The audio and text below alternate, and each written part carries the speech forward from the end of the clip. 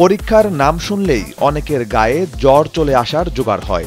আর সেই পরীক্ষা যদি হয় বিশ্বের সবচেয়ে কঠিন পরীক্ষা, তাহলে পরীক্ষার্থীর কি অবস্থা হবে তার বলার অপেক্ষা রাখে না। তবে এবার পরীক্ষার ভয়কে জয় করে বিশ্বের সবচেয়ে কঠিন পরীক্ষা গাওকাও দিতে নাম লিখিয়েছেন রেকর্ড 1,34,00,000 শিক্ষার্থী। চীনে বিশ্ববিদ্যালয়ে পড়ার সুযোগ পেতে যে ভর্তি পরীক্ষা দিতে হয় সেটির নামই হচ্ছে গাওকাও। এটিকে বলা হয় বিশ্বের সবচেয়ে কঠিন পরীক্ষা, কারণ শৈশব থেকে কৈশোর পর্যন্ত একজন শিক্ষার্থী স্কুলের 12 বছরে যা কিছু শিখেছেন তার সবই কাজে লাগে এই পরীক্ষায়। যমুনা রেফ্রিজারেটর, খাবার ফ্রেশ তো লাইফ জম্পেশ।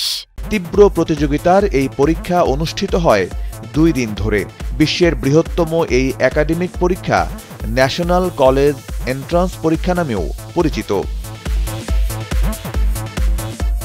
বলা হয় গাওকাও পরীক্ষার মাধ্যমেই নির্ধারিত হয়ে থাকে চীনের তরুণদের ভবিষ্যৎ।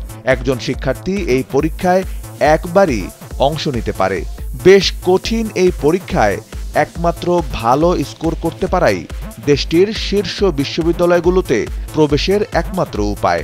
পরীক্ষার সিলেবাসের মধ্যে রয়েছে চীনা সাহিত্য, গণিত, ইংরেজি, পদার্থবিদ্যা, রসায়ন, রাজনীতি ও ইতিহাসের মতো বিষয়।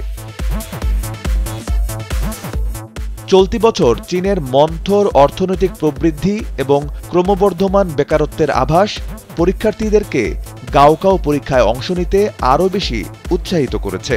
দেশটিতে এবছর গাওকাও পরীক্ষা দিতে নিবন্ধন করেছেন 1,34,00,000-এরও বেশি শিক্ষার্থী, যা গত বছরের রেকর্ড 1,29,00,000 পরীক্ষার্থীর সংখ্যাকেও ছাড়িয়ে গেছে। গাওকাও পরীক্ষাকে কেন্দ্র করে উৎসাহ ও প্রেরণামূলক বার্তায় ভরে উঠেছে চীনের সামাজিক প্ল্যাটফর্মগুলো। এছাড়া মাইক্রো ব্লগিং সাইট এক্সে সবচেয়ে বেশি খোঁজা বিষয়গুলোর মধ্যেও রয়েছে গাওকাও।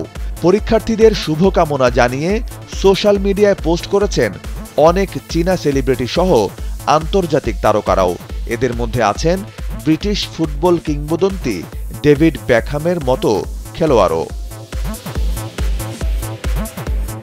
সামাজিক যোগাযোগের মাধ্যম ওয়েইবোতে শুভকামনা জানিয়ে বেকহ্যাম লিখেছেন, আমি শুভকামনা জানাতে চাই সেসব শিক্ষার্থীকে যারা গাওকাও পরীক্ষা দিতে যাচ্ছে। এরপর তিনি লিখেছেন চীনা শব্দগুচ্ছ জিন ব্যাং তি মিং, যার অর্থ গুরুত্বপূর্ণ এই পরীক্ষায় সাফল্য অর্জন করো। সাইফ বিন আইয়ুব, কালবেলা ডেস্ক।